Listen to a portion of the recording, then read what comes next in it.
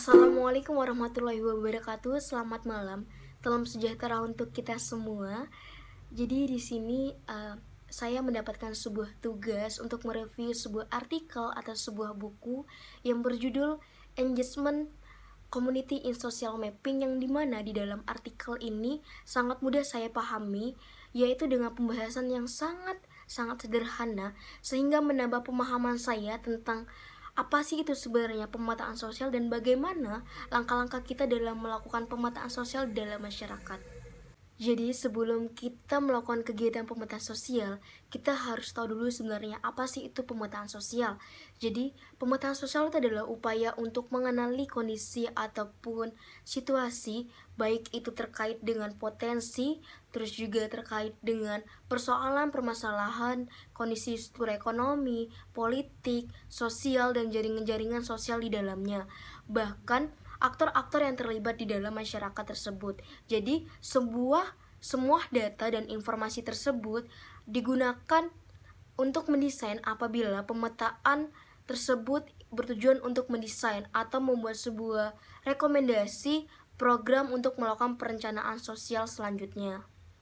Engage social mapping dalam melibatkan proyek di dalam pemetaan sosial ini mengacu pada bagaimana kita mendifusikan jaringan sosial itu di dalam masyarakat. Tetapi di dalam mendifusikan jaringan sosial tersebut, kitalah sebagai aktor ataupun pemeran dalam pemetaan tersebut. Di sini kita bertujuan untuk mengarahkan mereka, terus juga memberikan solusi atas persoalan-persoalan yang ada di dalam masyarakat. Dan di sini kita juga bakal melibatkan tokoh-tokoh penting seperti kepala desa, tokoh-tokoh adat, yang sebenarnya tokoh penting itulah yang bakal didengarkan oleh masyarakat, sehingga nantinya tokoh-tokoh penting itulah yang bakal memberikan pemahaman terhadap masyarakat tentang apa sih tujuan dan maksud dari kedatangan kita untuk melakukan kegiatan pemetaan sosial ini. Dalam pemetaan sosial yang dikemukakan oleh Tekpon dan Chicago, dia menyarankan agar para aktor itu melakukan latihan pemetaan terlebih dahulu. Hal ini dilakukan agar kita tuh tahu bagaimana cara, terus juga gambaran dan mekanisme dalam melakukan kegiatan pemetaan tersebut. Di sini juga dapat mengasah pemahaman kita tentang apa itu sebenarnya pemetaan sosial dan bagaimana sih cara mengimplementasikannya tersebut di dalam masyarakat. Dalam pemetaan sosial yang dikemukakan oleh Tekpon dan Chicago, menyarankan agar para aktor itu mampu melakukan latihan pemetaan masyarakat terlebih dahulu. Hal ini dilakukan agar kita dapat mengetahui gambaran, cara, mekanisme pemetaan sosial tersebut, dan mengasah pemahaman kita tentang apa pemetaan sosial itu sendiri dan bagaimana cara kita dapat mengimplementasikan di dalam masyarakat.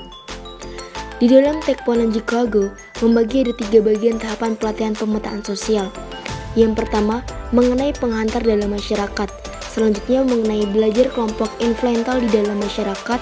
Dan yang terakhir bagaimana memahami dinamika sosial masyarakat dan orang-orang di dalam masyarakat tersebut melalui pemetaan sosial. Untuk yang bagian pertama, penghantar masyarakat ini ditujukan untuk memperoleh izin dari aparat desa, karena kita tidak bisa langsung terjun kalau tidak ada izin dari aparat desa. Ada 6 langkah. Yang pertama, memperkenalkan diri kepada otoritas aparat desa, misalkan pemimpin desa, sekretaris desa, dan tokoh adat. Terus yang kedua, menjelaskan tujuan dan strategi dari kegiatan pemetaan tersebut, serta menekankan pada masyarakat atau aparat desa untuk dapat berpartisipasi dalam kegiatan pemetaan sosial.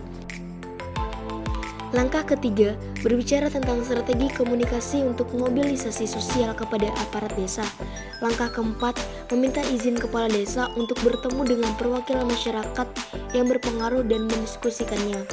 Langkah kelima, mengatur pertemuan dengan perwakilan masyarakat untuk agenda selanjutnya. Dan yang keenam, selalu mengucapkan terima kasih atas partisipasi mereka mengikuti agenda pemetaan sosial. Dan jangan lupa untuk mencatat hasil ringkasan seperti tanggal pertemuan, nama daerah, nama desa, nama fasilitator, dan deskripsi singkat dari para peserta termasuk jumlah wanita, jumlah laki-laki, kelompok usia, dan karakteristik penting dari orang-orang tersebut. Dan yang terakhir, Jangan lupa untuk menulis kembali ringkasan poin per poin yang menarik dari hasil kegiatan pemetaan yang tadi berlangsung. Dan pada bagian kedua, tentang kelompok influencer itu bertujuan untuk dapat mengidentifikasi, mendeskripsikan, dan menganalisa kelompok-kelompok yang mampu untuk memaksimalkan jejaring.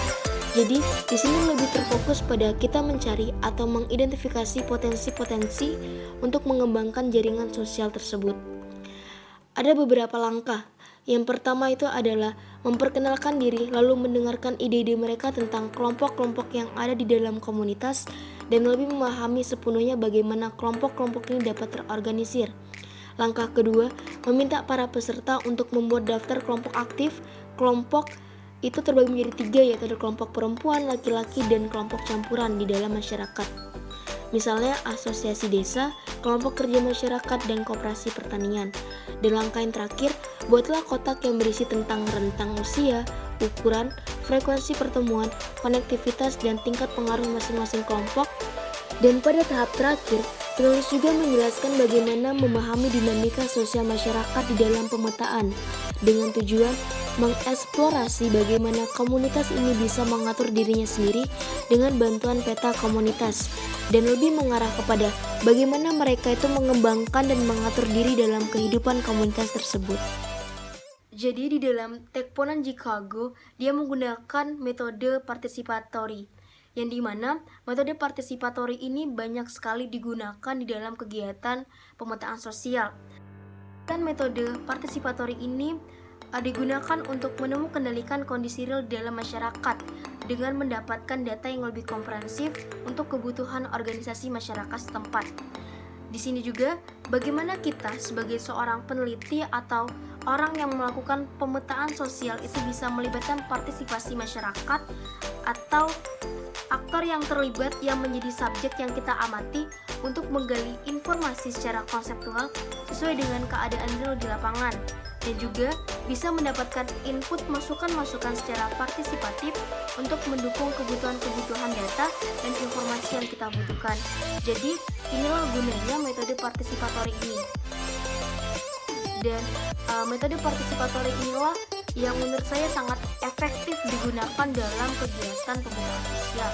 Jadi kesimpulannya itu, menurut saya artikel tentang Engage Community in Social Mapping ini sangat berguna sekali untuk saya dalam memahami sebenarnya apa itu pemetaan sosial dan bagaimana cara kita melakukan kegiatan tersebut. Dan apabila ada salah kata ataupun salah perbuatan atau salah penyampaian, saya mohon maaf. Wabillahi taufiq walhidayah. Wassalamualaikum warahmatullahi wabarakatuh.